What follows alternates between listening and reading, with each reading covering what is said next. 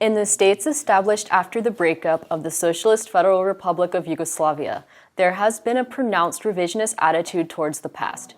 Historical revisionism is an abuse of history and an intentional and tendacious distortion of past events. It applies adapting the past to modern political demands, isolating and emphasizing desirable data and fabricating the truth, selecting historical sources, and editing out everything that does not suit the ruling political ideas and programs. In contrast, there are desirable advances of existing knowledge, discoveries of new historical sources, and new interpretations of those already known, and new methodologies and paradigms, as well as constant reviews and recontextualization, which are essential components of the work of historians.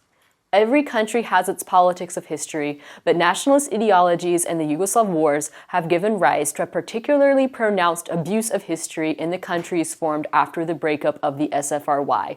History has been used for psychological preparation for war, as well as for maintaining various policies based on the exploitation of nationalist passions, even in the post-war period. History has been abused by the politicians, the media, interest groups, and even historians themselves. Historical revisionism aims to maintain old myths and create new ones, reinforce stereotypes, and cultivate prejudice and hatred towards neighbors.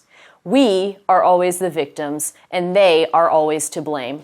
Self-victimization has been used to create a paranoid historicistic approach that frees the victim of all scruples and feeds the desire for revenge. Self-victimization has been used to homogenize a nation, close ranks, annihilate plurality, and submerge individuals and social groups in an imaginary, biological, or spiritual collective.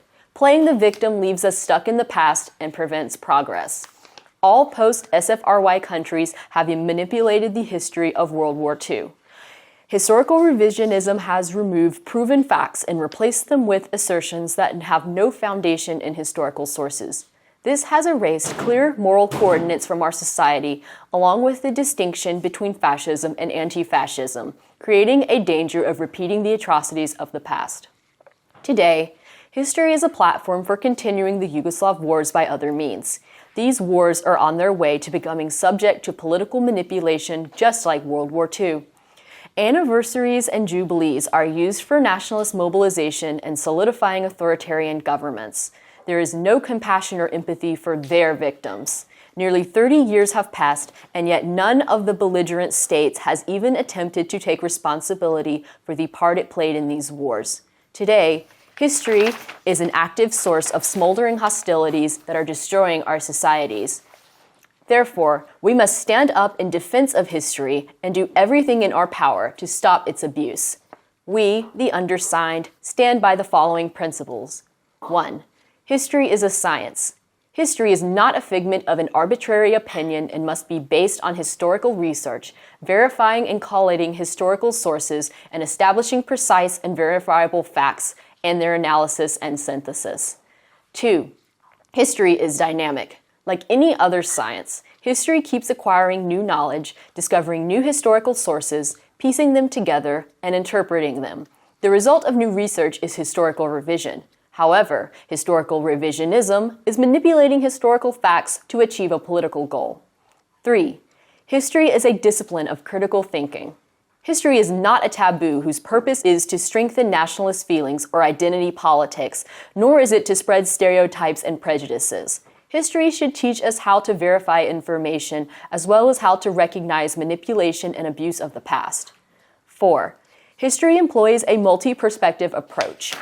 Historical facts are established through scientific methods, but can be interpreted differently because interpretation depends on the point of view. This does not mean that the past can be relativized. It means that the interpretation of the past is open to debate in which relevant data and opposing opinions must be considered without hiding facts that do not fit in with a politically desired narrative. 5. History is comprehensive. We must not hold on to what we like in the past and discard what does not suit our current political needs. There must not be a politically and ideologically conditioned selection, a suitable and unsuitable historical period, state, nation, social group, idea, or movement. 6. History is transnational. History must not be confined by ethnic boundaries. We cannot deal exclusively with ourselves because we will lose touch with reality. The past is entangled, interconnected, and interdependent. Nations, states, and social groups are born, exist, and develop through mutual contacts. It is only in this complexity and interdependence that we can understand the present and the past. 7. History is contextual. The past, like the present, cannot be understood in isolation, taken out of context, or reduced to a single issue. Past reality was influenced by many factors, so confining it to a narrow frame is manipulating history and preventing historians from understanding the past and collaborating with each other. 8. History is rational. History is not a myth, a dogma, a religion, an ideology, or an emotion. One does not believe in it, judge it, accuse it, or cheer for it. History studies the past to comprehend it and explain it. It teaches us how to understand the complexity of the past to be able to face the present and assess the future rationally. 9. History is free. Like every other scientific discipline, history can progress only if research is free from any political, ideological, religious, or economic pressure. There are neither suitable nor unsuitable historians, nor patriots nor traitors. 10. History is responsible. The present is built on perceptions of the past. The present is in danger if the past is abused, if it is withheld, if something that did not happen is added to it, and if what did happen is forgotten or relativized. This creates a false vision of the present, making us incapable of perceiving and therefore resolving its issues. Historians must be socially responsible. We, the undersigned, therefore demand 1. That historians adhere to fact-checking standards and fight for the application of scientific historiographic methods, especially when it comes to sensitive and controversial subjects relating to the past. 2. That political elites pursue responsible politics of history, stop abusing the past and relying on historians, intellectuals, and interest groups that fuel nationalist passions and cause rifts among us to strengthen their political positions. 3. That parliaments, both domestic and European, stop passing laws, resolutions, preambles, and other acts that impose historical truth or convenient interpretations of the past. By doing so, they become directly involved in the customization of history and dangerous manipulation of the past. 4. That courts of justice, when applying laws, care about established historical facts and do not contribute to reinforcing pseudo-history and the rehabilitation of proven World War II collaborators and those responsible for war crimes in recent history. 5. That ministries of science encourage and financially support projects that will freely and critically research all topics of scientific interest, even those that concern dark and controversial aspects of national history, and financially support joint scientific projects in neighboring countries to help develop a multi-perspective approach to past events. 6. That ministries of education stop turning history into a subject whose sole purpose is to form a national identity and spread hatred.